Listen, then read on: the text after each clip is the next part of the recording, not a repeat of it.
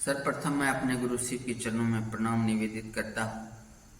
उपस्थित तमाम दृश्य अदृश्य गुरु भाई गुरु बहना के अंत आत्मा में बैठे शिव के चरणों में प्रणाम निवेदित करता हूँ। ब्रेन गुरु भ्राता साहेब हरिद्रानंद दीदी नीलम आनंद के चरणों में प्रणाम निवेदित करता हूँ। अपने सीनियर संजय कुमार यादव के चरणों में प्रणाम निवेदित करता हूँ।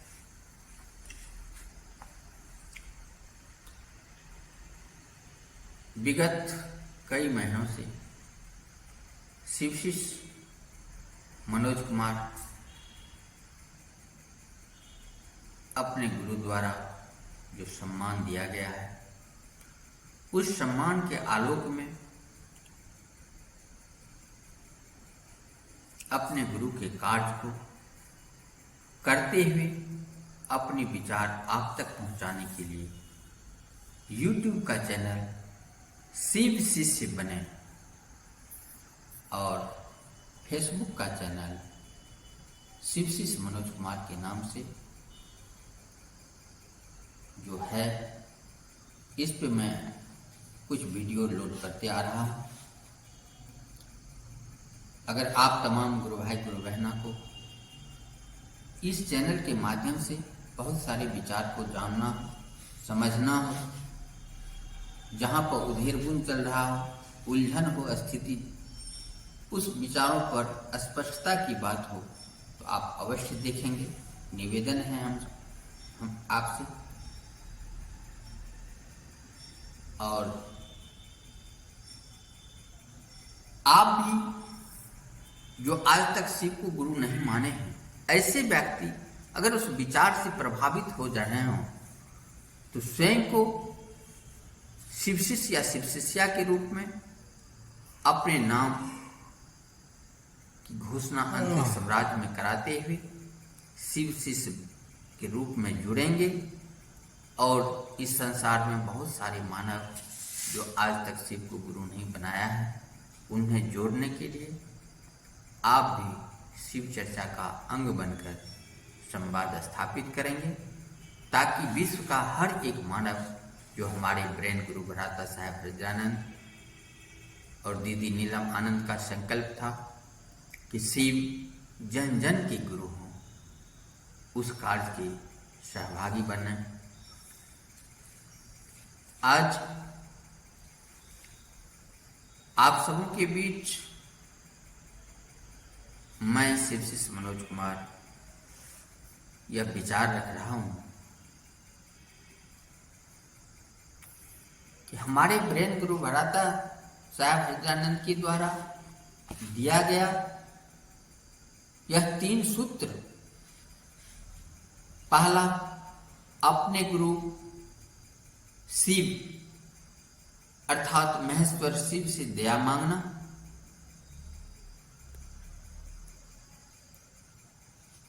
दूसरा सूत्र अपने गुरु शिव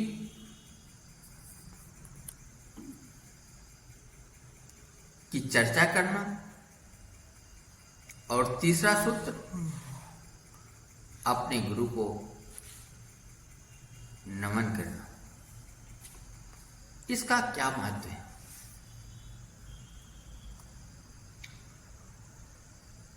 हम गुरु भाई गुरु बहना यह 3 सूत्र अपने जीवन में धारण ही नहीं करें, धारण करने के साथ साथ उसके परिणाम को भी अवश्य जानें। और संसार में जो व्यक्ति आज तक अवगत नहीं हुआ है इस विचारों से, उसे विचार स्वरूप अर्थात शिव शिष्टता एक विचार है, आप उसे प्रभावित करें ताकि वह भी लाभान्वित हो सके।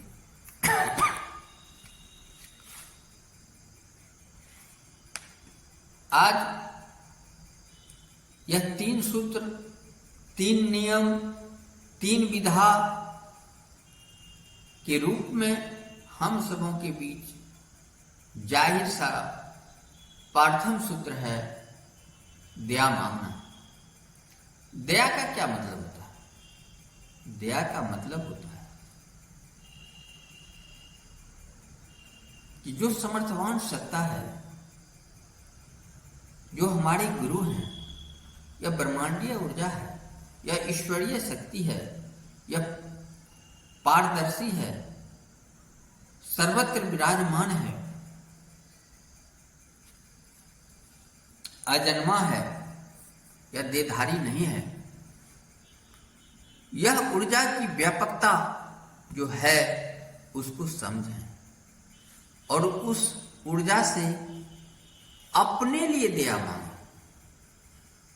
अगर आपके परिवार में 5 आदमी हैं और लोगों को भी किसी कारणवश दया मांगने की बात आती है, दया की जरूरत है, अगर वह बोल सकता है तो उसे भी सिखाएं कि वह अपने आप को गुरु शिव का शिष्य बन जाए और गुरु शिव से मांगे।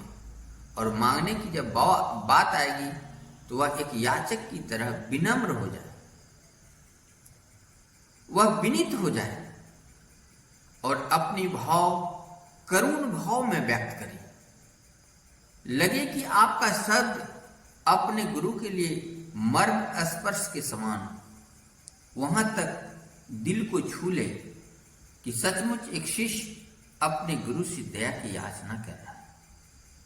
उसे बहुत जरूरत की चीज है, दया करना ही पड़ेगा मुझे, और दया कर देनी चाहिए। इस तरह एक शिष्य जब अपने शब्द के मर्म स्पर्श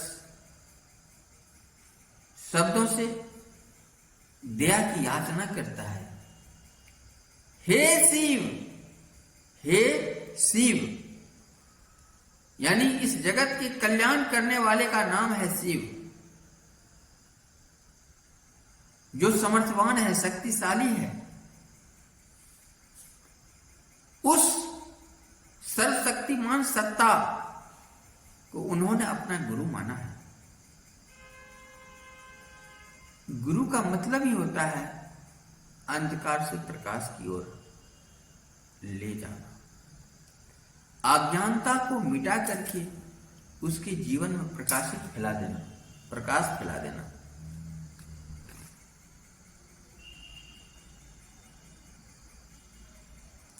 गुरु वह है जो आपको बंधनों से मुक्त करता है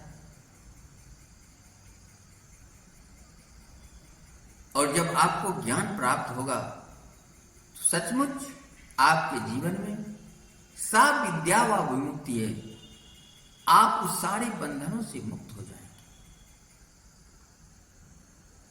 तो इस तरह की गुरु हमें जीवन में घर से, विद्यालय से, महाविद्यालय से, विश्वविद्यालय से मिलता है, लेकिन आध्यात्मिक गुरु की नौबत तब आती है जब जीवन में लोगों को आत्मा के ज्ञान का रहस्य सीखने की जरूरत पड़ती है, यानी आध्यात्मिक ज्ञान सीखने की जरूरत पड़ती है, तब आध्यात्मिक गुरु की जरूरत पड़ती है।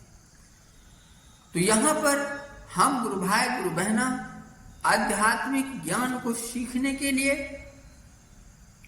आध्यात्मिक गुरु की खोज में इस संसार के सृष्टिकर्ता, पालनकर्ता, संहारकर्ता, कल्याणकर्ता परमात्मा शिव, जिसे हम देवादिदेव महादेव के रूप में भी उद्घोषित करते हैं।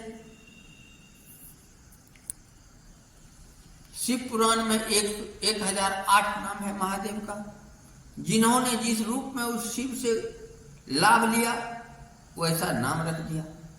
तो मैं 1008 नाम तो नहीं बता सकता, लेकिन एक नाम शिव मेरे गुरु हैं। हे शिव, आप मेरे गुरु हैं। आपका मतलब होता है सम्मान देते हुए यह कहना कि आप जिनका गुरु हैं, जगत का गुरु हैं कि नहीं है वह मैं नहीं जानता, आप मेरे अवश्य गुरु हैं। यहां दो भाव है, शिष्य और गुरु के बीच आपका संबंध जुड़ा हुआ है, मेरे और आप। हे शिव, आप मेरे गुरु हैं। यह शब्द बहुत मार्मिक है, बहुत मार्मिक है। अगर कोई स्त्री शिष्या के रूप में, पुरुष शिष्य के रूप में यह कहता है कि हे शिव, आप मेरे गुरु हैं, तो वह व्यक्ति तो है नहीं। वह क्या है? इस संसार के सृष्टिकर्ता ब्रह्मांडीय ऊर्जा शिव, जो उसके भीतर हमेशा मौजूद है, चाहे वह चलता फिरता अवस्था में हो या सोने की अवस्था में हो, उसकी सांसें चल रही है, वह शिव उसके साथ मौजूद है। उस शिव से वह कह रहा है कि आप मेरे गुरु हैं, आप मुझ शिष्य पे दया कर दीजिए। गुरु का मान और सम्मान देते हुए अपने गुरु से दया की याचना करता है कि आप मुझे कृपा मत कीजिए, दया कर दीजिए। मैं आपका कुछ भी काम नहीं किया हूं, कोई दिक्कत नहीं है, लेकिन आप मुझे शिष्य समझ करके, हमने आपको गुरु का मान दिया है, आप मुझ पे दया कर दीजिए। और मान और सम्मान की जब बात आती है, तो जब एक शिष्य अपने गुरु को सम्मान देता है, तो स्नेहवश ही वह गुरु उस शिष्य पर स्नेह पूर्वक ही उस पर दया अवश्य करते हैं। इसीलिए यह पहला सूत्र का महत्व इस रूप में है कि आप अपने लिए मांगे, भावपूर्ण मांगे, करुणा भाव को व्यक्त करते हुए, हृदय स्पर्श करने वाले शब्दों को लाते हुए, भाव से संबंध जोड़ते हुए, गुरु और शिष्य के रूप में संबंध स्थापित करके अपने गुरु शिव से दया की याचना करें। यह पहला सूत्र है। दूसरा सूत्र की तुलना हम 2 नंबर धंधा से कर सकते हैं। वह पहला सूत्र 1 नंबर धंधा था, तो कोई मिलावट नहीं, 24 कैरेट सोने के बराबर था। और दूसरा सूत्र जो है, यह 2 नंबर का धंधा है। आप सतर्कता पूर्वक करें, होशियारी से करें। आपके द्वारा जो बोला जा रहा है, आपके आचरण में भी दिखना चाहिए, आपके व्यवहार में उतरना चाहिए। कथनी और करनी में जो ही फर्क होगा, आपके आचरण को देखने वाले व्यक्ति शिव शिष्य परिवार के सदस्य नहीं बनेंगे। शिव को गुरु मानने में विलंब करेंगे, क्योंकि आपने अपने आचरण से गुरु शिव की भी बदनामी की है, अपनी तो नुकसान की ही है। इसीलिए यह 2 नंबर का काम बहुत सतर्कता पूर्वक करनी चाहिए। यह है चर्चा करना। आप जब किसी के बीच जाते हैं, वह अजनबी स्थान होता है। अब वहां पर जिस गुरु भाई गुरु बहना को देश काल परिस्थिति का ज्ञान कम हो, समझदारी कम हो, तो वहां पर कुछ अनहोनी भी हो सकती है, क्योंकि आप अपनी बात रखने जा रहे हैं और पहले से मानसिकता कुछ और सेट है।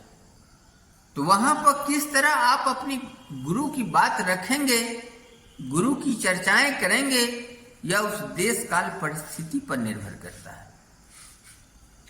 या बातों बातों में आप उसे प्रभावित कर सकते हैं, या घंटों बकने पर भी कुछ प्रभावित नहीं कर सकते हैं। यह जोखिम भरा काम है। यह स्वविवेक पर निर्भर करता है कि आप अपने गुरु की बात, यानी गुरु की चर्चा करना किस स्टाइल में आप करेंगे। यह परिस्थितियां कैसी होगी, किस समय आप अपने गुरु की चर्चा करेंगे। काम भी 2 नंबर का है और आपको चलना भी 2 नंबर तरीके से है। कभी कभी कुछ लोग यह कहता है शिव सत्य है, इसमें झूठ फरेब की बातें नहीं है, बिल्कुल नहीं है। लेकिन ऐसे लोग आधा ही जानते हैं, आधी बात नहीं जानते हैं। यह कलयुग है। कलयुग का जो गुण है वह उसमें जरूर रहेगा। ऐसी स्थिति में मैक्सिमम सेटिस्फैक्शन मिनिमम फ्रिक्शन का एक सिद्धांत है, लॉ है। अधिक से अधिक लोगों की संतुष्टि, कम से कम लोगों की क्षति। यह भावनात्मक लगाव कैसे करें, कैसे हम अन्य व्यक्ति को प्रभावित कर सकते हैं? चर्चा के द्वारा। यह चर्चा करने का तरीका कैसे हो, क्या होगा?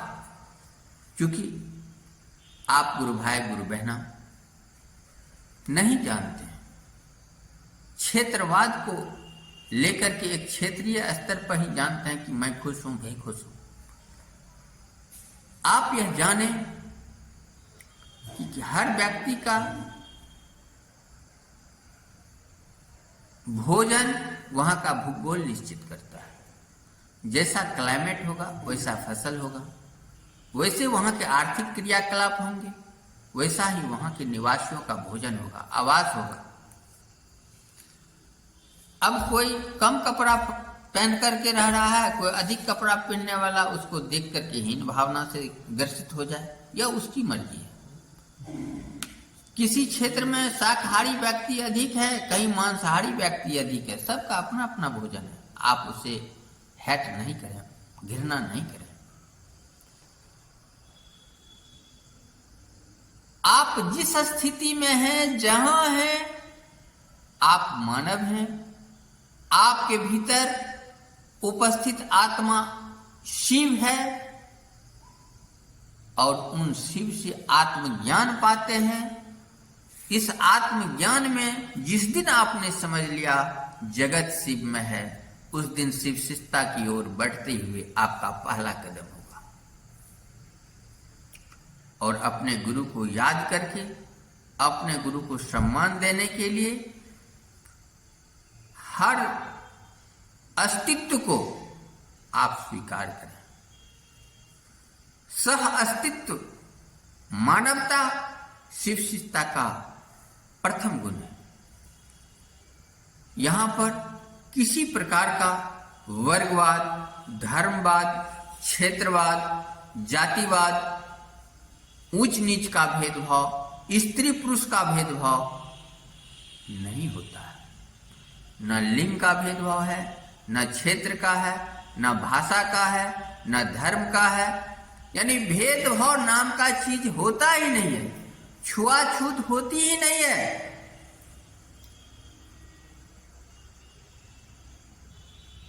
यह हर जीव को शिव का दर्शन से समाहित है।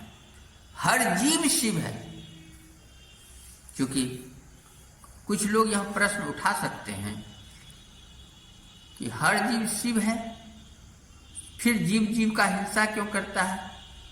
यह पारिस्थितिकी तंत्र का लॉ है, बैलेंस बनाना। वह उस शिव के कंट्रोल से होता है कि कौन संसार में कितनी अभी तक भोग भोगने के लिए आया था, कौन जा रहा है। इसीलिए उस पर विचार नहीं करना है। मुझे विचार यह करना है कि शिव जन जन के गुरु हों। यह एक विचारधारा है। इस विचारधारा के तहत जो मानव क्षेत्रवाद की स्थिति में अपने आप को श्रेष्ठता घोषित करने में लगा हुआ है, उसे श्रेष्ठता की स्थिति से यह एहसास करा देना है कि आप शिवांश अवश्य हैं, लेकिन श्रेष्ठ नहीं है। आपकी संस्कृति क्षेत्रीयता के स्तर पर अच्छी मानी जा सकती है, लेकिन जो आपके क्षेत्र से अन्यत्र है उनकी भी संस्कृति अच्छी है। और जिस दिन विश्व का हर एक मानव, हर जीव में शिव का दर्शन पाना शुरू कर देगा, शिव शिष्टता स्थापित हो जाएगी और शिव शिष्टता का विचार संपूर्ण विश्व में राष्ट्रवाद का रूप लेगा। शिव जन जन के गुरु हो जाएंगे। इस तरह आपको गुरु भाई गुरु बहना एक दूसरे को शिव से जोड़ना भी है और खुद जुड़े रहना भी है। अपने लिए भी दया मांगना है, अपने विविध लालसाओं की पूर्ति के लिए भी उसी शिव से दया मांगना है। अपने सीनियर गुरु भाई गुरु बहना से अगर मदद ले रहे हैं तो वह अपने उपार्जित कोटा से आपको शिव से दया करा रहा है, लेकिन आप अपनी प्रतिभा को छुपा रहे हैं।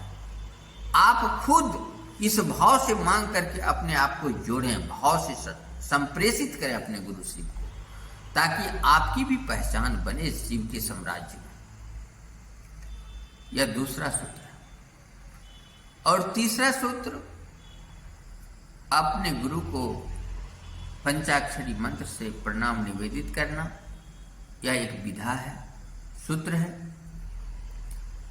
इस विधा में आप तमाम गुरु भाई गुरु बहना हमारे द्वारा यह सुन चुके हैं कि जब भारत में ही 844 भाषा है, मैं हर भाषा को नहीं जानता, सिर्फ एक दो भाषा में अपनी बात नमः शिवाय रख रहा हूं। लेकिन आप अगर द्विभाषीय हैं, अपनी अपनी क्षेत्रीय भाषा के अलावा हमारी भाषा से आप अवगत हो रहे हैं, तो आप इस संवाद को अवश्य अन्यत्र क्षेत्रों में भी फैलाएं कि वह अपनी भाषा में अपने गुरु के सानिध्य में अपना प्रणाम नमः शिवाय अवश्य भेजें। जब भारत में 844 भाषा है तो विश्व में कितनी भाषा है, और भाषाई भेद होने के चलते शिव शिष्टता के फैलाव में बाधाएं आती है। इसलिए अपनी अपनी भाषा में अगर आपका गुरु शिव है तो आप प्रणाम निवेदित करें, कम से कम 108 बार, अधिकाधिक की कोई वर्जनाएं नहीं है। लेकिन यह ख्याल रखना पड़ेगा,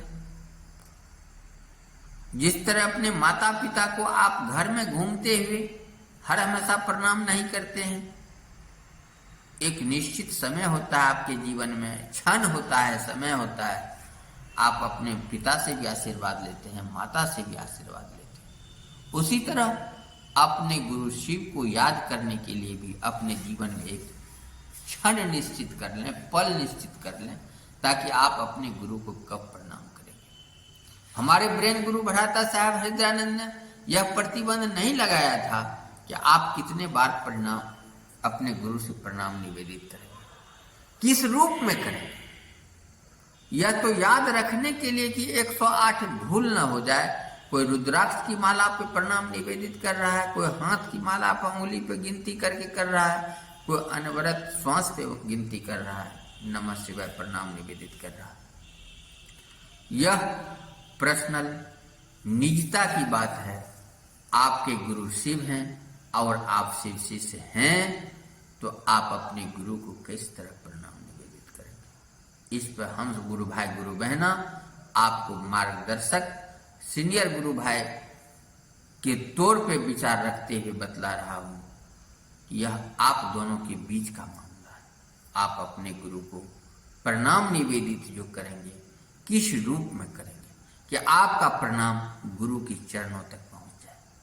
उदंडता तो होनी ही नहीं चाहिए, क्योंकि आपका गुरु है। जितना विनम्रता भाव से आप सम्मान देंगे, अपने गुरु तक आपका प्रणाम पहुंचेगा और आपके गुरु की दया आप पर उतरेगी। यह 3 सूत्र का पालन जिस मानव ने अपने जीवन में कर लिया, वह कहीं पर किसी भी स्थिति में हो, उसका खान पान, वस्त्र, आवास किसी भी रूप में हो, वह शिव का शिष्य है। वहां किसी प्रकार का प्रतिबंध नहीं है, या ईसाई धर्म से है, या इस्लाम धर्म से है, या सिख धर्म से है, या यहूदी धर्म से है, या जैन धर्म से है। यह शिव का शिष्य कैसे बन सकता है? हमारे